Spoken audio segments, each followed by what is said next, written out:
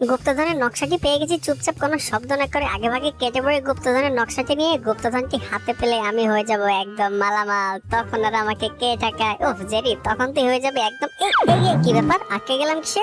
হায় হায়, কিসের মধ্যে আটকে গেলাম আমি? সর্বনাশ, কোনো ছিনতাইকারীর হাতে পড়েনি তো? আরে না না, ছিনতাইকারী না, এটা তো আমি। কি হয়েছে? কোথায় ভাগছো তুমি এই কাগজটি নিয়ে? যেখানে খুশি সেখানে, তোমার কি? ছাড়ো বলছি আমার কাগজটি, সরো এখান থেকে, আমাকে যেতে দাও। এ মাম্মি! হায় হায়, কি ব্যাপার? জেরি আমাকে এভাবে লাথি মেরে ফেলে দিল কেন? হায় হায়, কি হলো এটা? সর্বনাশ, গুপ্তধনের মানচিত্রের অর্ধেক তো টমের কাছে রয়ে গেছে। আরে আরে, কি ব্যাপার? এটি তো দেখে একটি গুপ্তধনের মানচিত্র বলে মনে হচ্ছে, কিন্তু এটি জেরির কাছে কি করে এলো? যাই হোক, কাগজটি জোড়া দিয়ে দেখি। এই যে, আরে হ্যাঁ, এটি তো একটি গুপ্তধনের মানচিত্র বলেই মনে হচ্ছে। জেরি, চলো আমরা এটিকে ভাগাভাগি করে নিই। কখনোই না, কারণ তোমার মতো বিল্লি সবসময় আমাকে ঠকানোর ধান্দাতেই থাকো। তোমার সাথে আমি কখনো ভাগাভাগি করবো না। কি বললে তুমি? ছি জেরি, তুমি আমাকে এতদিন এই চিনলে আমি তোমার সাথে ঠকানোর ধান্দা করি? ধুর, কি যে করি। জেরি তো কিছুতেই আমার কথা মানতে রাজি হচ্ছে না। এমন একটি গুপ্তধন পাওয়া আমার ছোটবেলা থেকে স্বপ্ন।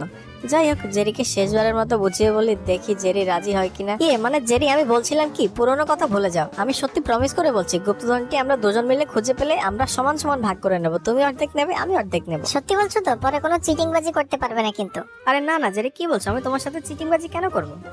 হ্যাঁ ঠিক আছে, তাহলে ডিল ফাইনাল। ওকে, তাহলে ডিল ফাইনাল হলে হ্যান্ডশেক করো। হ্যান্ডশেক করে আমরা নকশাটিকে একসাথে জুড়ে দেই, তারপর আমরা গুপ্তধনের সন্ধানে নেমে পড়ি। ইয়াহু! এইবার আমাদেরকে গুপ্তধন খুঁজে মালামাল হওয়ার থেকে কেউ আটকাতে পারবে না।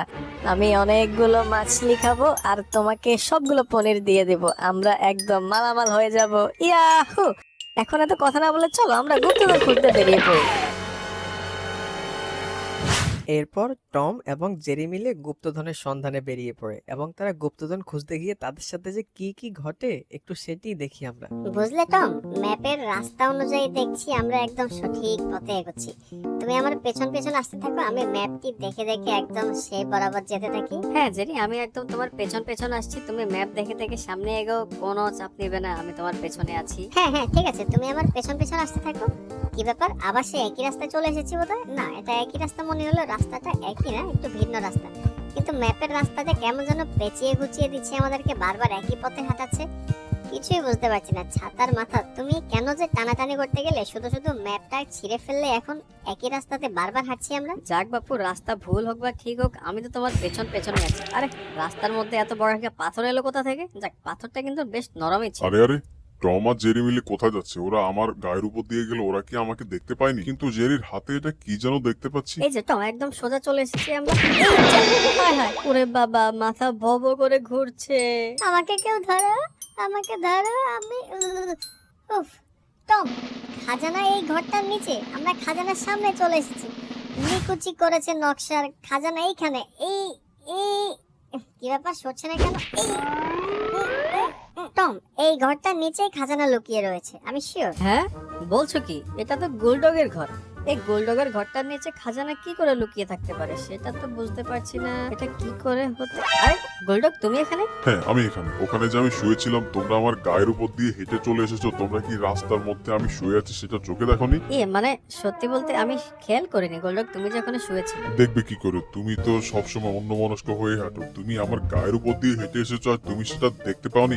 এই নাও, এরপর থেকে রাস্তাঘাটে হাঁটার সময় দেখে শুনে হাঁটবে, যেন মনে থাকে। বেয়াদব বিল্লি কোথাকার। হায় হায় সর্বনাশ, গুলডক তো দেখছি খেপে গিয়েছে। এবার আমার পালা। মাম্মি, নিকুচি করেছে গুপ্তধনের পালা। ইঁদুরটা তো দেখছি এমনিই ভয় পেয়ে গেছে। নামটা মোর আকাশ, খাওয়া দাওয়া চাল চলন সবকিছু মোর ঝাক্কাস। এই যে সুন্দর একটি বার্গার খাবো এখন আমি, সরি বার্গার না, স্যান্ডউইচ খাবো আমি এখন সোফায় বসে। ইয়াহু! সোফায় বসে স্যান্ডউইচ তো খাবো, তার আগে টিভি চালিয়ে নেই, দেখি তো টিভিতে কি জম্পেশ খবর চলছে। সেই টিভি চালিয়ে দিলাম। আরে এটা তো মাছের রেসিপি দেখছি। আজকে আমরা আপনাদেরকে দেখাবো একটি মাছকে কিভাবে সুস্বাদুভাবে ফ্রাই করা যায়। প্রথমে এভাবে ফ্রাইং প্যানের মধ্যে একটি বড় মাছ নিয়ে নেবেন।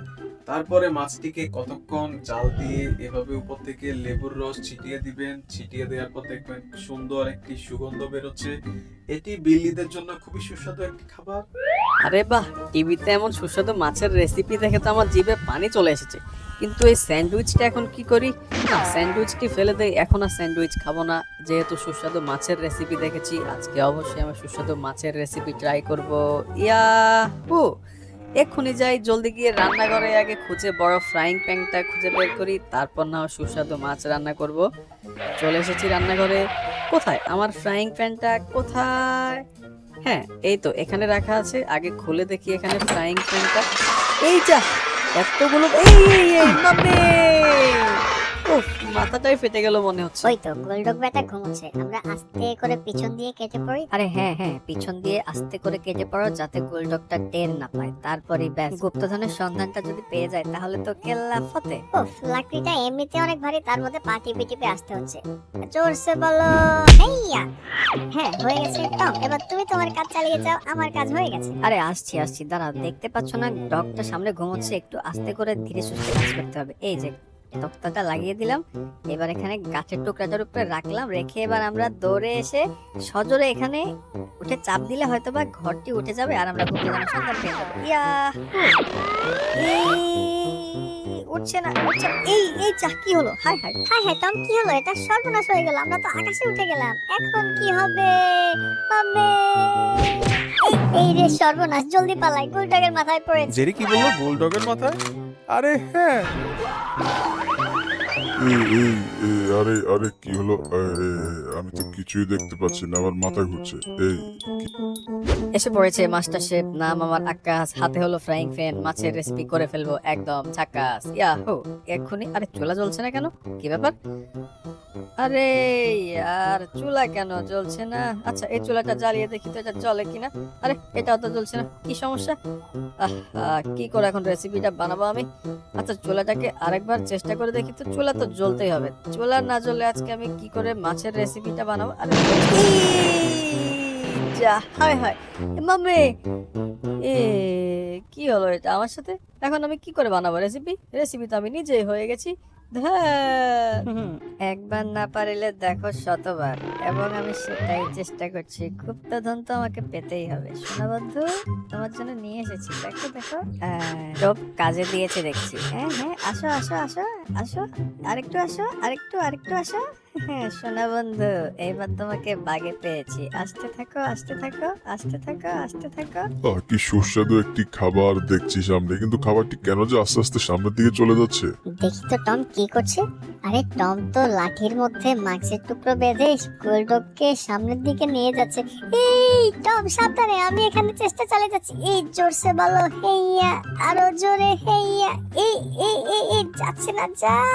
এই এই এই এই এই বুঝেছি, আরো জোরে দেখতে হবে। এই পুরো হাঁপিয়ে গেছি। টম, এটা আরে টম এখনো ওকে সামনের দিকে নিয়ে যাচ্ছে। আসো সোনা চান্দু, আসো আসো আসো। এই রে, টম গাছের সাথে বেঁচে গেছে। এই এই যাক, খুলে গেছে, ভাগ্যিস ঘুমটা ভাঙেনি। হ্যাঁ আসো আসো আসো সোনা চান্দু, আসো আসো। হ্যাঁ, কুকুর কিভাবে ম্যানেজ করতে হয় সেটা আমার থেকে কারো শেখা উচিত। একদম বাঁ হাতের খেল। টম যেটা কি করতে চাইছে কিছুই বুঝতে পারছি না। ছাতার মাথা, মেজাজটাই খারাপ হয়ে যাচ্ছে এবার টমের উপর। না জানি আবার কোন বিপদ পাকিয়ে বসে। আসো সোনা চান্দু, আরেকটু আসলে তুমি সোজা এরিয়ার বাইরে। একটু এই রে।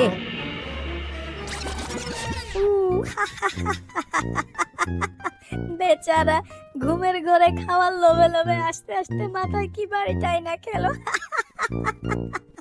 আরে ভাই, কি বাড়িটাই! এই এই আরে এই না, মানে আসলে ডগ। থাক, আর আসলে নকলে বোঝাতে হবে না আমাকে। এভাবে বড়শির মধ্যে মাংসের পিস ঝুলিয়ে আমার জন্য ফাঁদ পেতে মাথায় বাড়ি খাইয়ে খুব খুশি তুমি, তাই না টম? না মানে ডগ, একদম সেটা না। হ্যাঁ, বুঝতে পেরেছি। চুপ থাকো বেয়াদব বিল্লি কোথাকার। নেক্সট টাইম যেন তোমাকে আমার ধারে কাছে পর্যন্ত না দেখি, ওকে? আর মাংসের পিসটি, এই যে, হ্যাঁ, মাংসের টুকরোটি একদম তরতাজা। বিল্লিটার বুদ্ধি আছে বলতে হবে। একদম সুস্বাদু খেতে হবে। রেসিপিটা যেমন দেখাইছিল ঠিক তেমনই বানাইয়া ফেলাইছি আমি। নামটা আমার আকাশ, রেসিপিটাও বানাইছি একদম ঝাকাস। এখন শুধু খাওয়ার পালা। আরে খাবারের মধ্যে তো লেবুর রস দিতে কইছিল, আমি তো ভুলেই গেছিলাম লেবুর রসটা দেওয়ার কথা। লেবুর রসটা দিয়ে দিলেই একদম রেসিপিটা হয়ে যাবে 100-তে 100। তাইলে আর দেরি না করে লেবুর রসটা দিয়া ফেলাই, কেননা আমার অনেক ক্ষুধা লাগছে। এই যে লেবু, আরে লেবু তো রসটা মনে হইতেছে একটু কম, আর একটু ভালো করে চিপে দেই। রসটা বেশি হইলে বোধহয় স্বাদটা একদম ভালো হয়ে যাবে।